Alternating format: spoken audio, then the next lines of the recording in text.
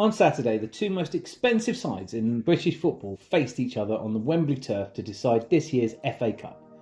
Manchester City aiming to complete a historic double in back-to-back campaigns, and Manchester United seeking to qualify for Europe after a season which saw them finish 8th, losing a record number of games and failing to achieve a positive goal difference. A hugely disappointing season after last year's third spot in Erik Ten Hag's first year, which also saw his team lift the Carabao Cup. And this led many to argue that Manchester United had a better season than Arsenal, since they did finish with silverware to go with the Champions League qualification. It also managed runners-up in the FA Cup, getting soundly beaten by a City who wrote their name into the history books, completing that memorable treble. And few people expected this year's FA Cup final to go any differently. Manchester City were odds-on favourites to complete the double. In fact, some bookmakers were offering 8-1 odds against Manchester United, which is huge in what is effectively a two-horse race. I was almost tempted to take the bet. Almost. So looked at through the prism of these expectations, United's FA Cup victory over their closest rivals is a truly romantic David and Goliath story. Plucky underdogs once again overcoming titanic odds, all the magic of the FA Cup.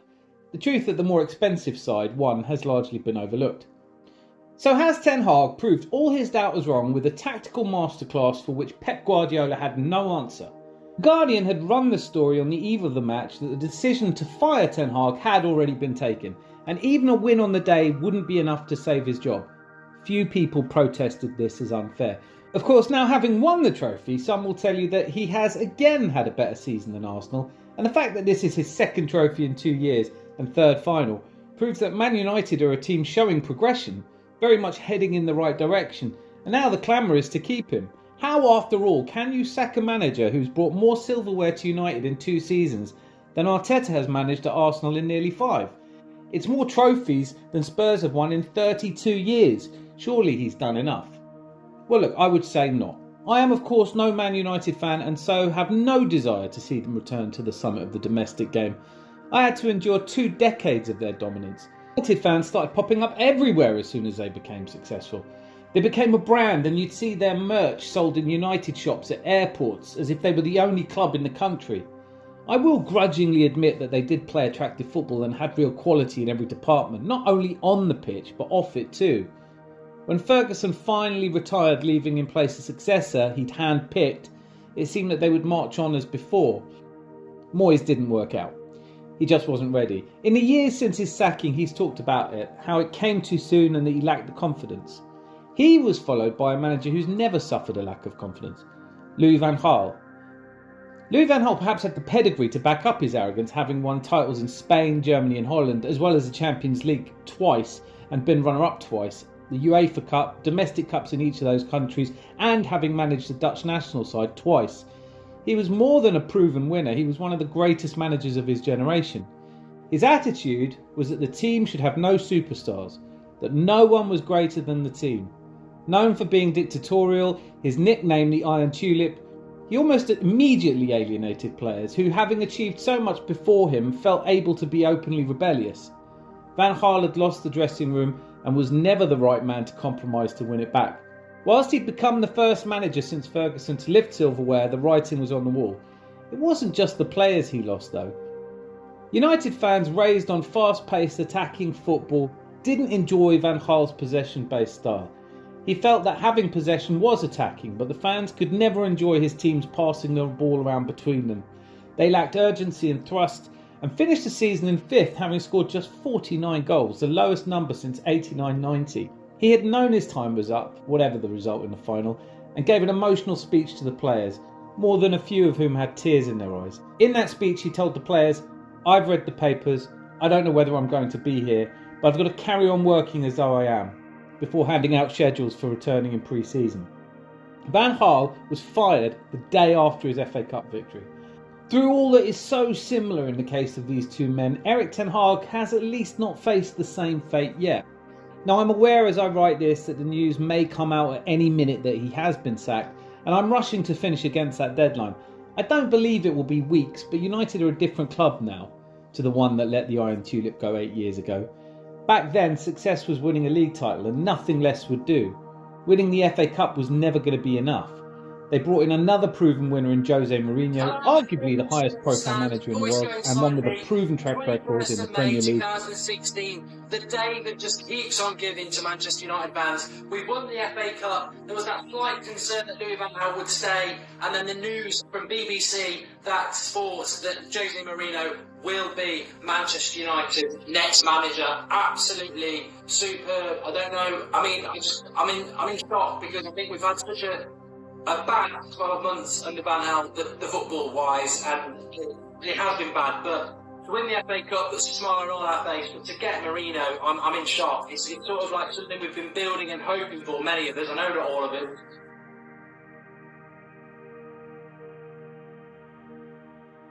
When he failed to deliver the Premier League, they turned to Ollie. And for a little while it seemed that they might bring the glory days back. But his dismissal shone a light on the real problem at United. There was no overarching vision. Each manager had been allowed to come in and try to redefine United's approach, bring in the players they felt they needed, and when each left, the changes they'd made remained behind them for the next manager to deal with. Ralf Rangnick was finally brought in after Ollie as someone with the experience to be a sporting director, and whilst they found a suitable manager, Ralf, who'd never really had success as a manager, despite having a reputation for revolutionising German football, was named as the interim manager. And he wasn't shy during this period in pointing out that there were problems. He once likened United's problems to a person with a serious health condition. He said, "You don't even need glasses to see and analyse where the problems are. Now it's about how do we solve them." He was too outspoken in the end, and although he had initially agreed to stay on in a consultative role after leaving, Erik Ten Hag had other ideas, and the Glazers backed him. Rangnick was gone. They put all their hope in Erik, a manager with a glowing reputation after huge success at Ajax, as well as Bayern B while Pep was in charge of the first team. Since his appointment, Erik has had whatever he's asked for. Without a dissenting voice in authority, the board have backed whatever he wanted to spend.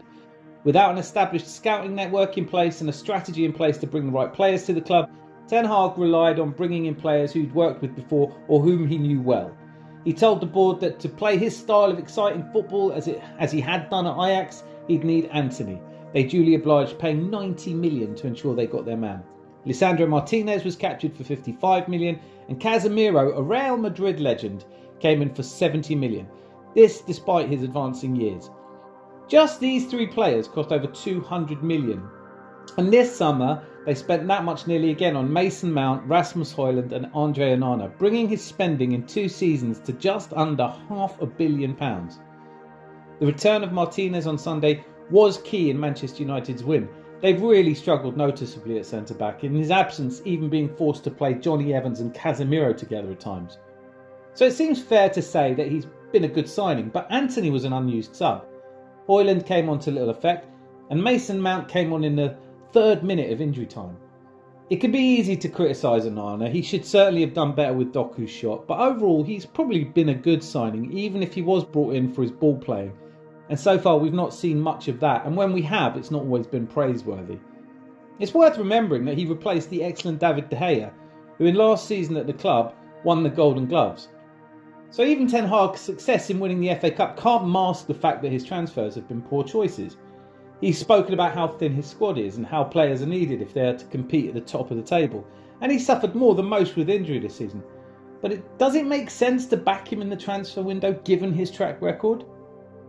In May of 1990, and under huge pressure himself, having been at the club for 4 years without success, Alex Ferguson saved his job by winning the FA Cup. The success that followed that win may never have happened had the board felt that one cup was not enough, so I understand that there is a case for saying that now is the time for patience.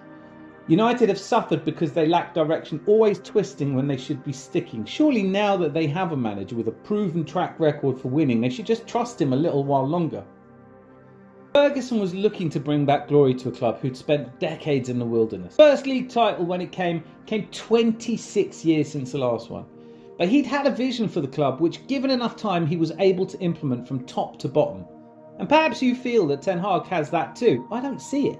But far more importantly, the Man United players don't seem to see it either. Since forcing Van Gaal out of the club, the players may have enjoyed too much influence and given too little effort. Player power may well have gone too far. These are, after all, not superstars anymore. They've disappointed for years with an obvious lack of passion and effort. And that passion and work rate was apparent on Saturday, prompting Alan Shearer to ask Erik where his team had been all season. So have they turned a corner? Is this a new or a false dawn? I felt that even in victory, Ten Hag cut a lonely figure. This season he's had fallouts with players, and it's only fair to question his man management when he's gotten it wrong so often. Look, Jadon Sancho showing again what he's capable of as soon as he leaves just serves to remind the Man United fans what they're missing. He'll be in the Champions League final, which is not bad for a player Ten Hag said had mental problems. Given the less than successful transfers, the negative football, his insistence on turning Manchester United into a transitioning team may have paid dividends against the bigger teams, but has left United struggling against weaker teams. Look, Palace beating United 4-0 is not a regular occurrence. The lack of passion and engagement from the players. Sir Jim Ratcliffe would hardly be behaving responsibly if he hadn't taken a long, hard look at the running of the club. And now that he is a minority owner and the man tasked with transforming the club back to an elite level, until the unlikely result against a tired-looking City, Man United were facing a season without European football, which, given just how badly they fared this season, might not have been a bad thing for the fans, but for the brand? How long can Manchester United go down this road before it affects their commercials and begins a tailspin financially? We all know that the club needs investment in the infrastructure. Jokes about wanting to buy season tickets in the shallow end are a long way from the glory days of the theatre of dreams. Does winning the FA Cup mean that the players and fans are all behind Ten Hag? That he's been taking the club in the right direction all along? I feel not. I listened to him in press conferences this season and enjoyed his cognitive dissonance, but I've no interest in seeing Man United do well. His last press conference after the final victory was just more of the same. This time though with a touch of deceit. Called upon to clarify comments made in the Dutch press in which he claimed to have received assurances over his role, he deflected. And when asked when he'd received those assurances, he merely said, "How often do I have to answer this question?" But the reporter persisted, "Have you been spoken to this week?" To which he replied, "Do they have to tell me every week?" It seems obvious that he's unsure how long he'll be in charge, and perhaps it's asking a bit much of any manager to accept culpability for such a dreadful season. Ten Hag, though, seems to be the only one not to blame. Injuries, VAR, the infrastructure at the club, the press, all more responsible for him than the failure. But the cup win? Oh, that's him. He's had success everywhere he goes, if you only count Ajax. And he'll win cups if they sack him elsewhere. I'm not sure. I am sure that choosing to stick with this manager will become increasingly hard as next season progresses. It's hard enough to be successful as a manager. To do it without the support of the players, playing unattractive football, look, that only ever ends one way. For all those arguing for the fact that he's been successful because of his 2 trophies, I think you're overlooking the general direction of travel. Yes, it was a great result in the FA Cup, one that almost couldn't happen because if Coventry City's late goal had been allowed, it might have been so different. If you're one of those that feel that Manchester United's season has been better than Arsenal's or Villa's or Tottenham's because of silverware, that's your opinion. Does the league mean nothing then? Would you still feel that way if United had been relegated? What about just above relegation? The Cups are standalone competitions and winning them is great, but as an Arsenal fan, we are still getting bantered about our failure to win the league in 20 years, despite winning the FA Cup more than any other club.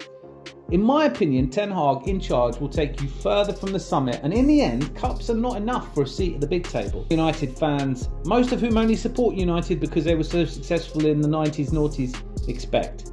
Ultimately, it's time to go, Ten Hag. Let me know in the comments how you feel, if you wildly disagree, or if you enjoy this type of content. In the meantime, please do hit like and subscribe, and until I see you again, be lucky, lots of love.